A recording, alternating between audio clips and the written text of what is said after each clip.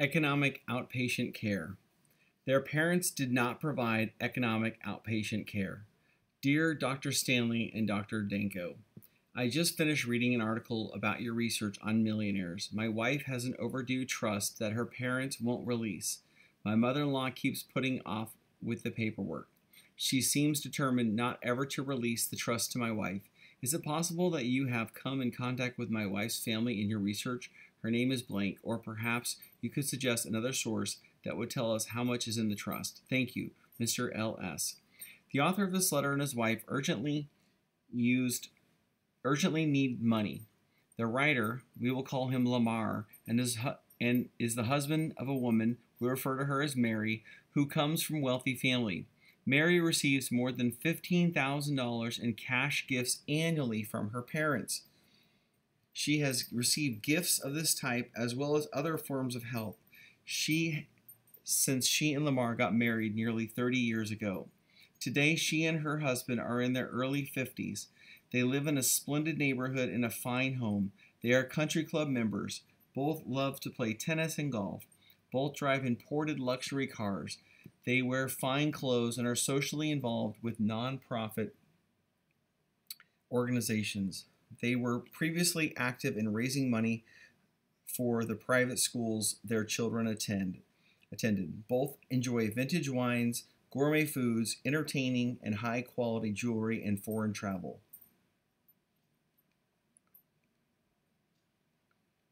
Their neighbors think Lamar and Mary are wealthy. Some are firmly convinced that they are multimillionaires, but looks can be deceiving. They are not wealthy. Do they at least earn a high income? No. Neither the husband nor the wife earns a high income. Mary is a housewife. Lamar is an administrator at the local college. Never in the couple's long marriage have the two ever had an earned annual income in excess of $60,000, even though they have a lifestyle similar to those with incomes of at least twice theirs. Some may suggest that this couple does an outstanding job of budgeting and planning. How else can they live so high with so few dollars of income? But Lamar and Mary have never put a budget plan together in all the years they've been married. They spend in excess of their income every year. They also spend all the money Mary receives from her parents. In short, Mary and Lamar are able to live so lavishly because they are the recipients of what we call economic outpatient care, EOC. Economic outpatient care refers to the substantial economic gifts and acts of kindness some parents give their adult children and grandchildren. This chapter will explore the implications of economic outpatient care and how it affects the lives of those who give it and those who receive it. EOC. Many of today's distributors of EOC demonstrated significant skill at accumulating wealth early in their lives. They are generally frugal in regard to their own consumption and lifestyle, but some are not nearly as frugal when it comes to providing their children and grandchildren with acts of kindness. These parents feel compelled, even obligated, to provide economic support for their adult children and their families. What's the result of this largesse? I don't know.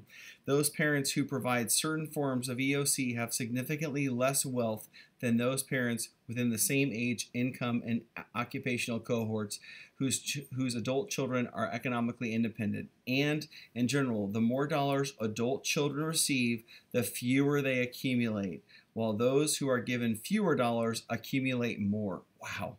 Distributors of EOC often conclude that their adult children could not maintain a middle or upper middle class high consumption lifestyle without being subsidized. Consequently, an increasing number of families headed by the sons and daughters of the affluent are playing the role of successful members of the high income producing upper middle class, yet their lifestyle is a facade. These sons and daughters of the affluent are high volume consumers of status products and services, from their traditional colonial homes in upscale suburbs to their imported luxury motor vehicles, from their country club affiliations to the private schools they select for their children.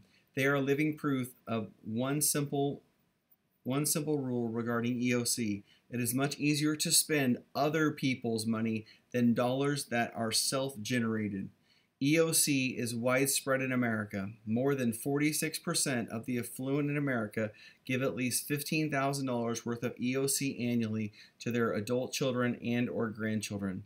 Nearly half the adult children in the affluent who are under 35 years of age receive annual cash gifts from their parents. The incidence of giving declines as adult children grow older. About 1 in 5 adult children in their mid-40s to mid-50s receive such gifts.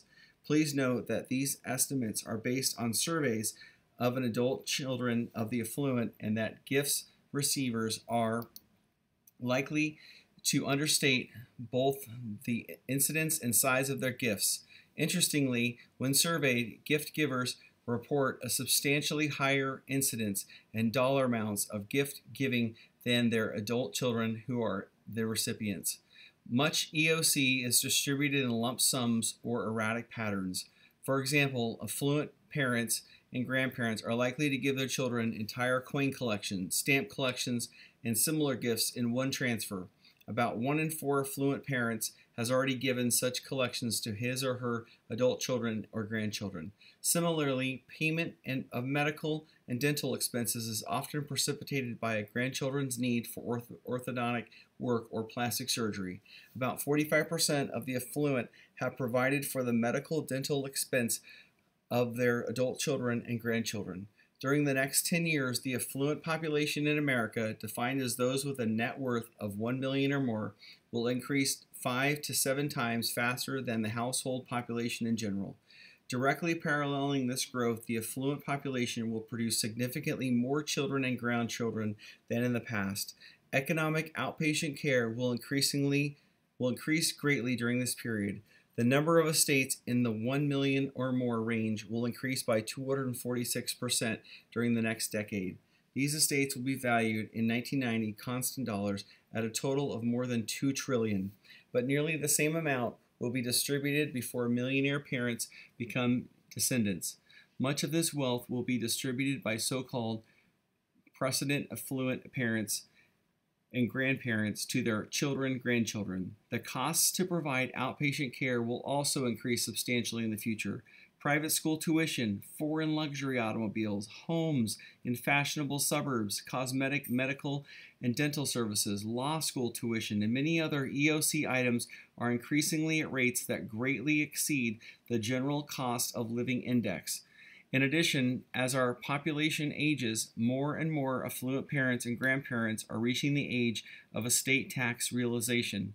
Widows and widowers especially are becoming more aware that the government can take 55% or more of their estate via estate tax mandates. Thus, as the affluent grow older, they will decrease the size and incidence of their EOC in order to reduce the tax burden on their estates. Mary and Lamar. How could Mary and Lamar afford the tuition to send their 2 children to private schools? They couldn't afford it. Mary's parents paid the bill. Unusual? On the contrary, our survey indicates that 43% of millionaires in this country who have grandchildren pay for all or part of their private school tuition. Wow. We refer to such subsidies as third-generation educational enhancements. We recently discussed this form of outpatient care with an audience of affluent grandmothers. We provided them with the results of the survey. We did not endorse or criticize such behavior. After our presentation, we answered questions. The third questionnaire took this opportunity to make a statement.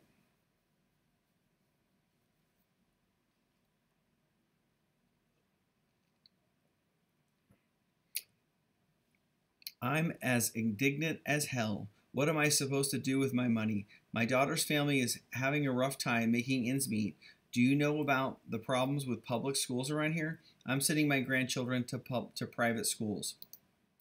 It is obvious to us that this grandmother is not completely at ease about providing economic outpatient care to her daughter's family. The real problem is not with the public schools. It is that her daughter's family is in a situation of economic dependency. Mother has difficulty with the fact that her daughter married someone who is unable to earn a high income. Daughter and grandchildren may not be able to live in an environment congruent with mother's upper middle class background. So mother determined to enhance the environment of her daughter's family. She contributed heavily to the purchase of a home that was economically out of reach for her daughter and son-in-law. The home is in an upscale area where most of the residents send their children to private schools. The only way her children can stay in touch in such a high consumption residential area is with heavy doses of Mother's brand of economic outpatient care. But Mother fails to realize that such an environment has more drawbacks than does self-sufficiency, even if that means accepting a less affluent lifestyle. Mary is much like the daughter of the grandmother in our audience. Both have received economic outpatient care. The donors are in both cases made the same assumption. Economic outpatient care will get the youngsters going and then they won't be needed anymore. Mary's mother was wrong. She has been providing her special blend of outpatient care for more than 25 years. Her daughter's family is economically dependent on her. Lamar has also benefited from outpatient care. Shortly after he and his wife were married, Lamar quit his job to pursue a master's degree. His own parents paid all his tuition and related expenses. This is not at all unusual. In fact, 32% of America's millionaires pay for their adult children's graduate school education. The couple's first child was born shortly after Lamar began his graduate studies. Mary's mother did not like the apartment that the couple initially rented near the university Lamar attended. She took it upon herself to send a cleaning crew over regularly to freshen the place up. But in her mind, this was not the ideal environment for her daughter's family, so Mother offered to help the couple buy a home. Lamar did not make ends meet. He received a few $100s each month from a university for his part-time job as a staff assistant. Mary did not work at that time. In fact, she has been a full-time housewife throughout their marriage. Mary's mother placed a sizable down payment on the couple's home. Nearly 6 in 10% of affluent parents who have adult children tell us that they have provided their children with financial assistance in purchasing a home. Mary's mother also made the couple's mortgage payments. Note that 17% of the millionaires we have interviewed indicated that they have made such payments. Initially, Mary's mother was to provide these funds as an interest-free loan, but eventually the loan was converted to more of a conventional type. Forgiveness loans are considered to be quite conventional among recipients of economic outpatient care. 61% of America's affluent have provided such loans to their adult children. What happened when the couple traded up to a more expensive home? Mary's mother once again subsidized the purchase. Eventually, the couple moved to their current residence. Once again, economic outpatient care was part of this purchase. Lamar spent nearly 4 years in graduate school. During that time, he received 2 degrees.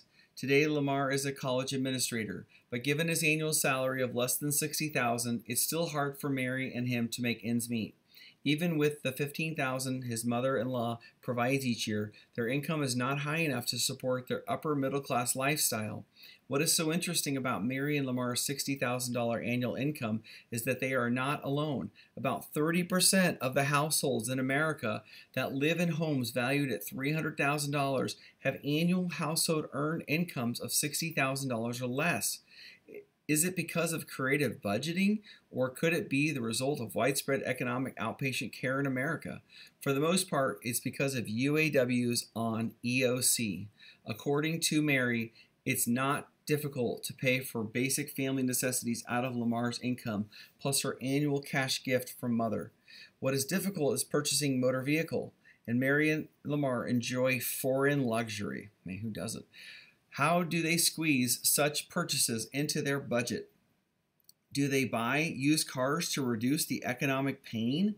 No, they purchase new cars every 3 years. Why so often? Because that's Mother's cycle. About every 3 years, Mary's mother gives her daughter stock from her portfolio. So do about 17% of America's affluent. Some adult recipients hold on to such gifts, but not Mary and Lamar. They sell the securities immediately, then purchase a new car with the proceeds.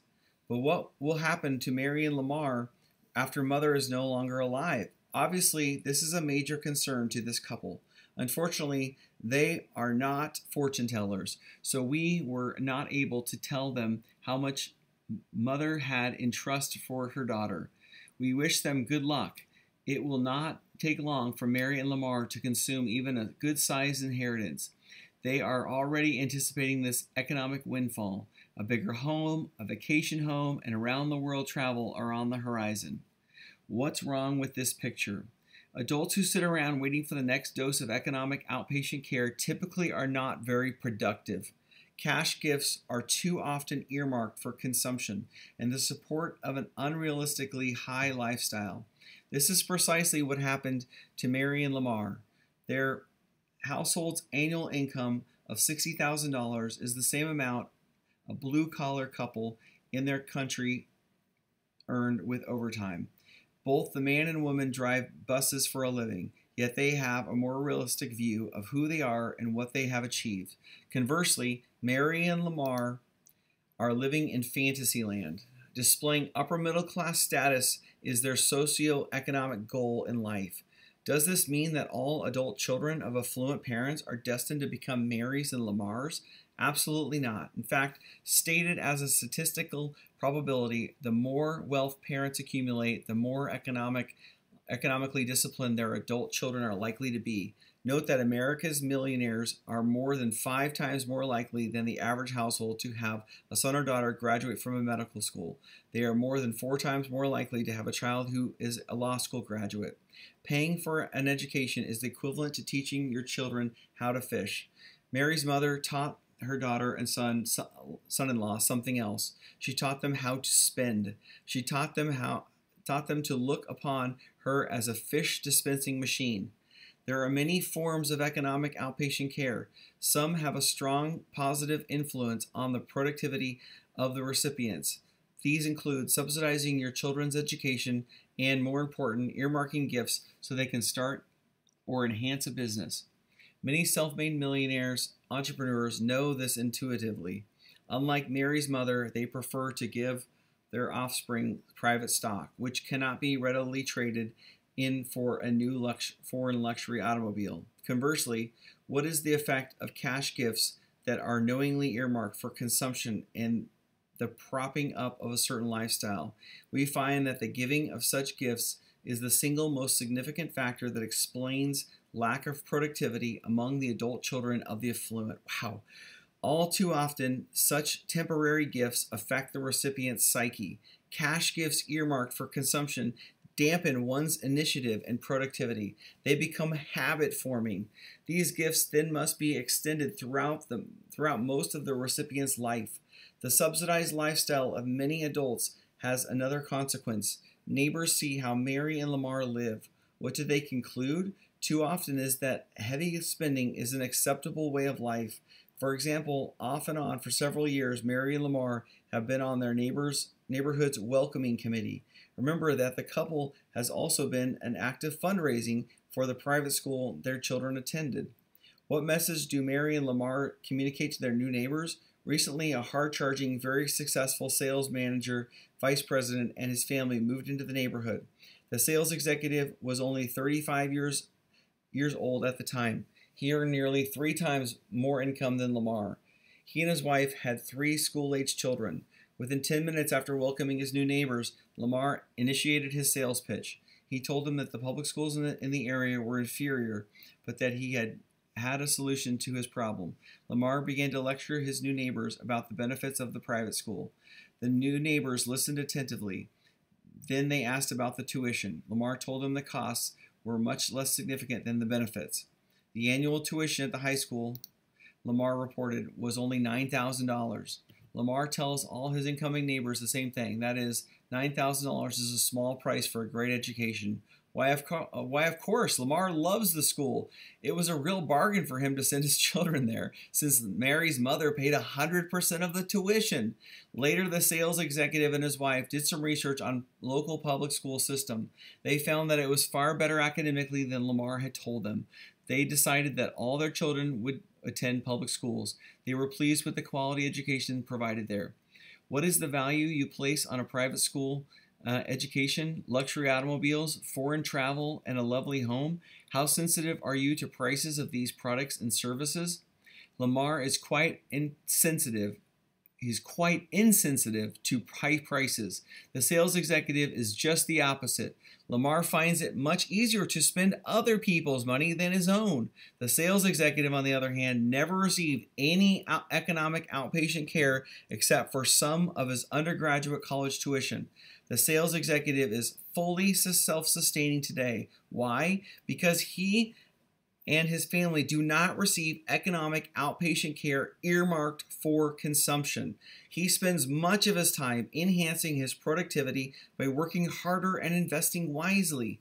Conversely, Lamar and Mary spend much of their time anticipating the receipt of stronger doses of economic outpatient care. The question of questions. You may ask, will I spoil my adult children if I give them cash gifts? All the effects of cash gifts on adult children of the affluent cannot possibly be presented in one chapter, and it is important to note that those who receive such gifts are not the jobless dropouts so often reported in the press. They are, in fact, likely to be well educated and to hold well-respected occupational positions. The top 10 occupations of the adult children of the affluent are as follows. Number 1, corporate executive. Number 2, entrepreneur. Number 3, middle manager. Number 4, physician. Number 5, advertising, marketing, sales professional. Number 6, attorney. Number 7, engineer, architect, scientist. Number 8, accountant. Number 9, college, university professor. Number 10, high school, elementary school teacher. Nevertheless, it cannot be denied that adult children who receive cash gifts differ from those who do not. Let's contrast the wealth and income characteristics of adult children who do receive gifts with those who do not, because the age is simply correlated with both wealth and annual household income. It is important to attempt to hold age constant when making comparisons between gift receivers and non-receivers. It is also useful to examine the differences in these two groups within each of the 10 occupational classifications. Since different occupational groups tend to generate different levels of income and net worth, let's look at the survey of gift givers and non-receivers from all economic backgrounds in their early 40s to mid-50s. Examine the numbers given in Table 5.2. Table 5.2, receivers versus non-receivers of cash gifts. Who has more wealth, higher income?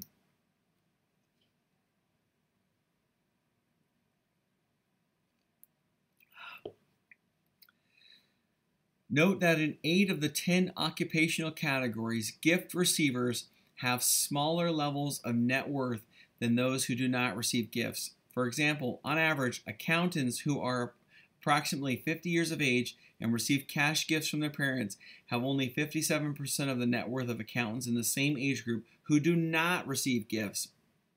Further, accountants who receive gifts generate only 78% of the annual income of accountants who don't receive gifts. Note that cash gifts were not included in computing the annual income of accountants who receive gifts. When these tax-free dollar gifts are added to the incomes of gift receivers, then on average, gift receivers have approximately 98% of the average annual income of non-receivers. In spite of this, they still only have 57% of the net worth of accountants who do not receive gifts. Accountants who receive gifts are not the only occupational group that has lower income and net worth characteristics. As you can see in Table 5.2, gift receivers in 7 other occupational categories also have lower levels of net worth than non-receivers, including attorneys, 62%, advertising, marketing, sales professionals, 63%, entrepreneurs, 64%, senior managers, executives, 65%, engineers, architects, scientists, 76%, physicians, 88%, and middle managers, 91%. Gift receivers in only 2 of the 10 occupational groups have higher levels of wealth than non-receivers. In spite of having lower incomes than non-receivers, gift receivers who are high school, elementary school teachers, have higher net worths than non-receivers. I never received anything, by the way, just FYI. Teachers who receive gifts have 185% of the net worth of the average for non-receivers, but only 92% of the income. College university professors who receive gifts have 128% of the net worth and 88% of the income of non-receivers. Affluent parents can learn a great deal from gift receivers who are teachers and professors. Teachers and professors who receive cash gifts have a much higher propensity to accumulate wealth than do gift receivers in the other 8 occupational classifications. How can one explain this peculiarity? To do so is important first to explain why most gift receivers in general have a lower propensity to accumulate wealth than do non-receivers.